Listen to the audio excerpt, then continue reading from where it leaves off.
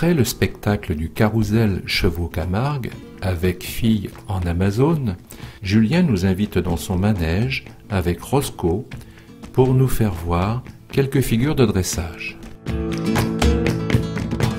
Ouais, donc là je vais m'entraîner avec mon cheval pour le... Donc on a prévu un spectacle pour le cheval passion pour les crinières d'or cette année, donc en janvier la prochaine.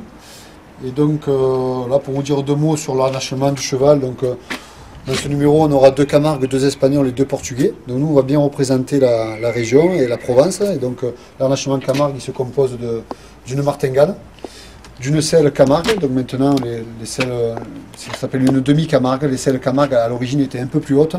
Et nous maintenant on les a un peu plus basses, ce qui nous permet d'être plus à l'aise dans nos mouvements. Donc voilà, la selle se divise en plein de parties. On a la croupière, les étrivières, les étriers. Donc voilà, les troussequins. Là la selle c'est une selle Camargue complète. Par rapport donc à ce numéro là, on répète depuis déjà plus de 2 mois.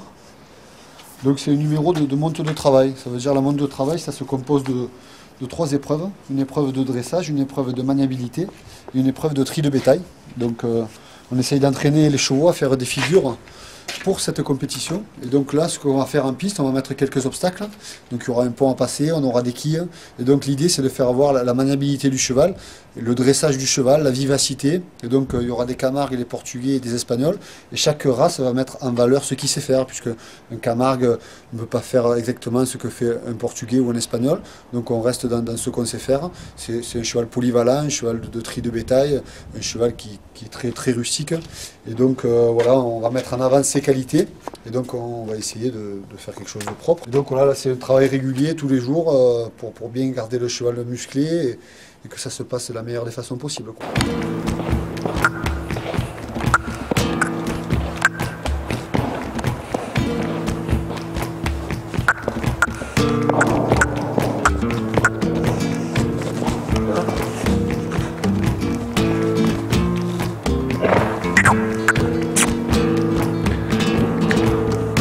Alors, on va prendre des exercices basiques comme déjà au pas, les pirouettes autour des hanches.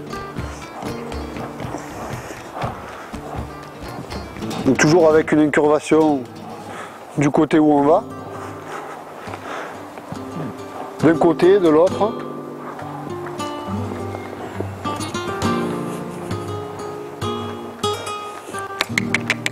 Allez. Donc on peut faire pareil autour des épaules. Le déplacement autour des épaules, les épaules étant les antérieures. Alors là c'est l'inverse. On appelle ça pirouette directe ou pirouette renversée. La pirouette directe se fait sur les hanches, sur l'arrière du cheval.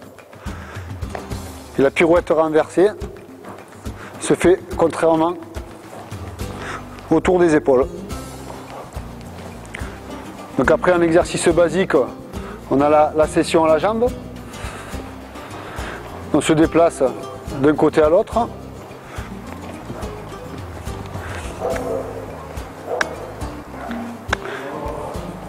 Après dans les exercices basiques, on a l'appuyé. Dans l'appuyé, le cheval regarde dans la direction où il se dirige.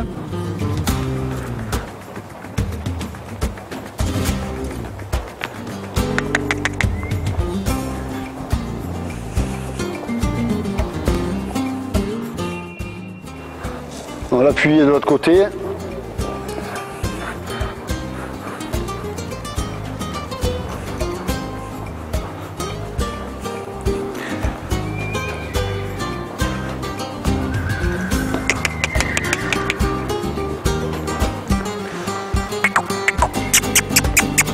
Allez, bon, allez. Dis-moi, les bruits que l'on entend là, que tu fais, ce sont des signaux, tu corresponds avec le cheval? C'est ouais, le bruit, après c'est une relation qu'on a avec le cheval. Donc chaque cavalier a une relation différente avec son cheval.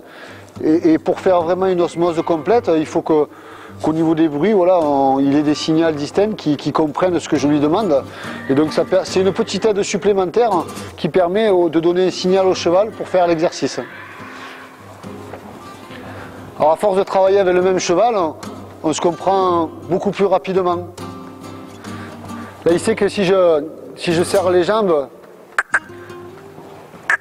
si je veux qu'il accélère ou le reculer, un petit claquement de langue, et il accélère. C'est bien. Après, il y a des jours où ça va mieux se passer que d'autres. Là, en ce moment, le cheval, par exemple, je sais qu'on s'entraîne beaucoup, donc il ne faut pas faire des séances trop importantes.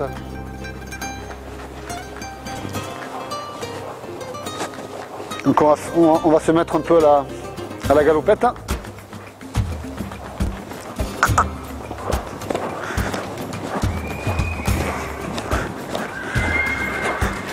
Donc ce qu'on a fait au pas, on peut le faire au galop aussi. Donc rentrer un peu les hanches.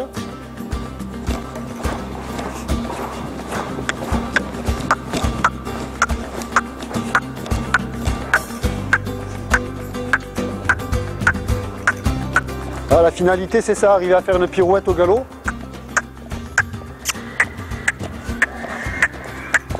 Qu'il n'y ait pas trop de défense.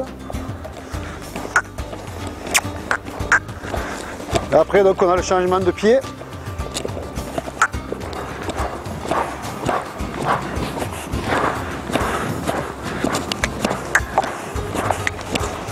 Allez, allez.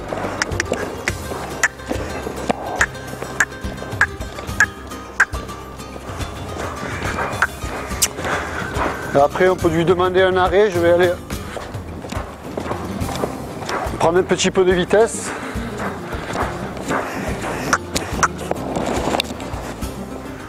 Voilà, là c'est l'arrêt, un arrêt ferme, puisque dans le travail, dans le bétail, on a souvent besoin de s'arrêter rapidement pour repartir d'un côté. Donc là, la figure que je vais vous montrer,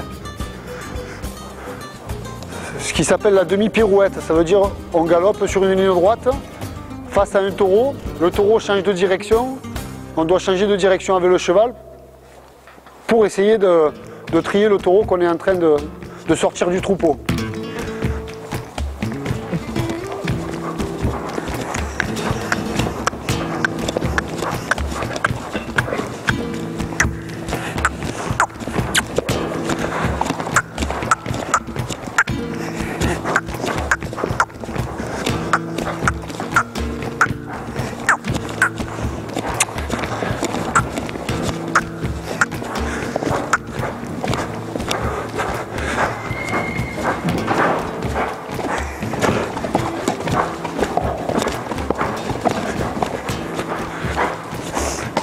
Donc après c'est les changements de pied un peu plus rapprochés. C'est l'exercice qui vient quand même à la fin.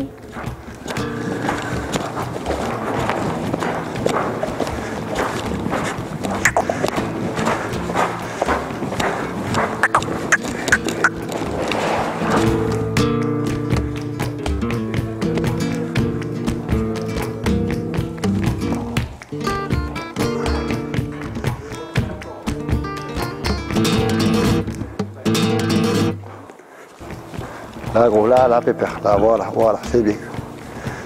Donc là on a à genoux ou la révérence par exemple, c'est des petites fantaisies qu'on fait en spectacle. C'est toujours sympa. Donc, moi par exemple, pour lui demander à genoux, je sais que là par exemple il veut faire autre chose. Alors, moi les signaux c'est ça, de ce côté j'ai appris à comprendre à genoux et j'ai essayé de garder de ce côté la révérence. Voilà, comme ça c'est des signaux. On lui demande d'un côté de l'autre, il comprend ce que je veux lui demander. Après, c'est toujours pareil pour chaque signal. Voilà. Le pas espagnol, j'ai appris par devant comme ça. Voilà. Ça, c'est des petits trucs de spectacle qu'on fait plus ou moins bien, mais voilà, le cheval, on sent qu'il comprend, qu'il a envie de le faire. Et là, ce que je suis en train d'attaquer, c'est le piafé. Arriver à lui faire lever les postérieurs. Voilà. Pour arriver à faire tous ces exercices-là, ça passe par des exercices basiques au départ. Ça passe par c'est vraiment au départ, il faut rester dans le facile. Arriver à faire le très facile, c'est ce qui permet d'arriver à faire le plus compliqué. On ne peut pas de suite essayer à faire des choses compliquées. Il faut les préparer musculairement et les préparer à faire des exercices intermédiaires pour arriver à la finalité, on va dire les exercices qu'on a vus tout à l'heure, voilà, ça fait partie des exercices un peu compliqués. Et donc là, sans trop de détente, j'y ai demandé. Donc c'est que le cheval, c'est pas trop défendu.